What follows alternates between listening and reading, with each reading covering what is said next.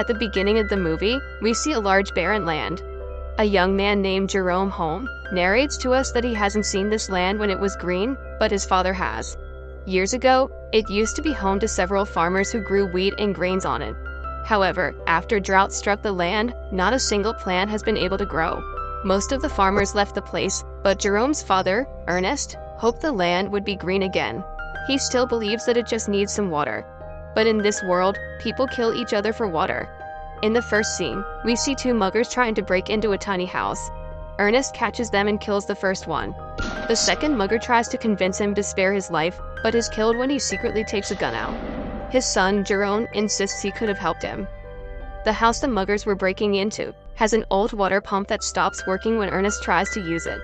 With no water left, the father and son make their way on a mule to the watermen, people who extract water from deep wells through a government deal. Ernest exchanges supply with those people for water. He has been trying to convince them to provide him with water to cultivate a small part of his land for years. However, the watermen only do it for the right amount of money that Ernest cannot afford. On their way back, their mule falls down and breaks its leg. Ernest reluctantly shoots the animal dead. The two come back home to Jerome's sister, Mary, serving them bagged food. Because of water scarcity, we see Mary cleansing the dishes with soil. The following day, Jerome and Ernest visit Sam Lever's auction house to get something to replace the mule who died. There, a robotic carrier machine called the Simulate Shadow, Sim, catches their eyes. Ernest wins the auction against a man named Flem Lever, who also happens to be Sam's son. Flem is having an affair with Mary, unknown to Ernest and Jerome. The two then go to meet Jerome's sick mother, Catherine Holm. She lives in a nearby hospital where she can walk while wired to a special frame. Since the frame is too expensive, they cannot bring her home. Jerome spends his time with his mother that day. Ernest and Catherine kiss goodbye and separate. On their way back, Ernest and Jerome stop at a gas station. We see Ernest take a gulp of petrol after pumping it into his vehicle. The two encounter a couple with a young baby, begging for water. The father, Robbie, wants to sell the baby because they cannot afford to take care of him, but Ernest advises against it and tells him that he'll help them with water. Robbie knows of Flem and Mary's affair and hints Ernest towards it. At home, Ernest confronts Mary about her sneaking out frequently, but she claims that it is her freedom and tells her father that she hates him. She tries running away, but Ernest locks her in her room and nails her window shut. One morning, Ernest and Jerome wake up and notice that their robot, Sim, is missing from its shed. Someone had stolen it. Ernest assumes it was Flem and goes to his house, but finds out from Sam that he has left with a truck that morning for the mountains. Ernest then goes looking for him to the watermen, but they knock him unconscious. When he regains consciousness, it is already night. The watermen accuse him of stealing their supplies. Ernest insists that he didn't steal them, but their leader, Caleb, attacks him. They fight for a while, but Ernest manages to get his hands on his rifle and run away from there. On his way back home, he discovers Flem sleeping on the road with Sim by his side. It is clear that he had stolen the machine and the watermen's supplies. Ernest points the rifle at him, holds him hostage, then ties him to the machine. He wants to take Flem back to the watermen to prove his innocence.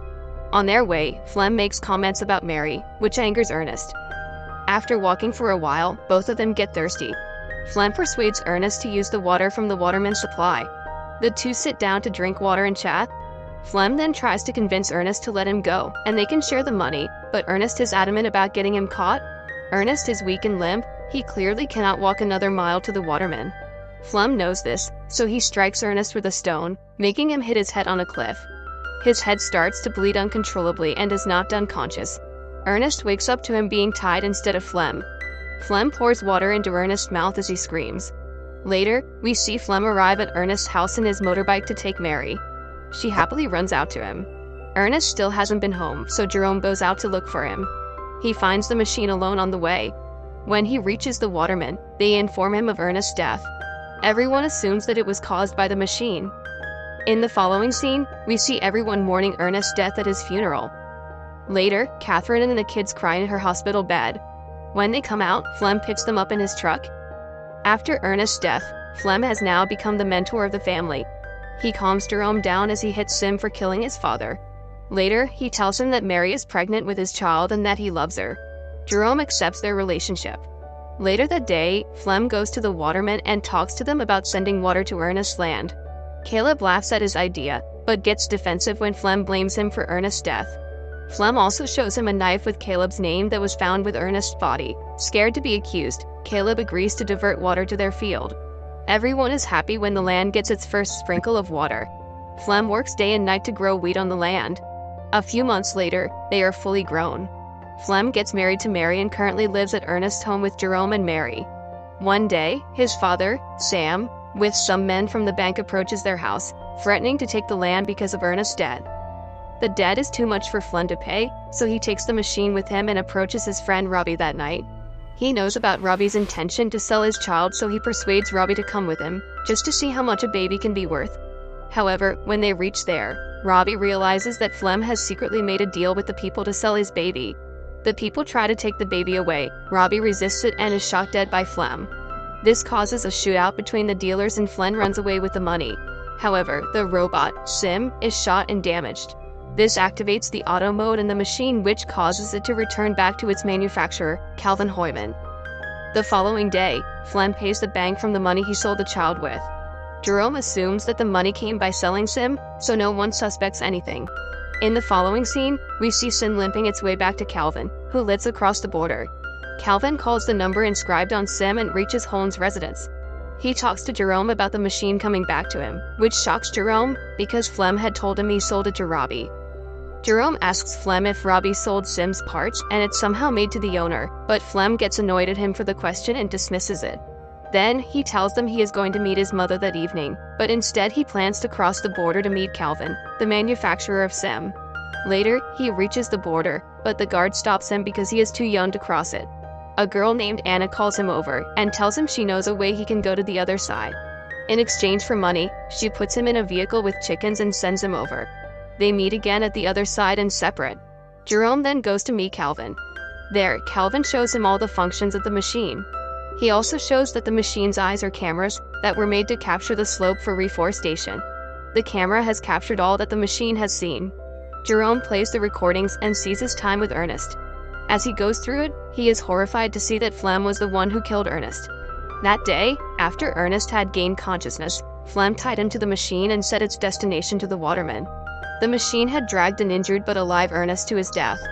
By the end of the video, tears roll down Jerome's eyes. In the evening, he returns home but doesn't confront Flem about anything. One day, Flem and Jerome are hunting deers, after which Jerome keeps the rifle with him, hiding it under his bed for the future. At breakfast, Jerome tells Flem about Robbie calling him. Flem is surprised and accuses Jerome of lying, because he knows Robbie is already dead.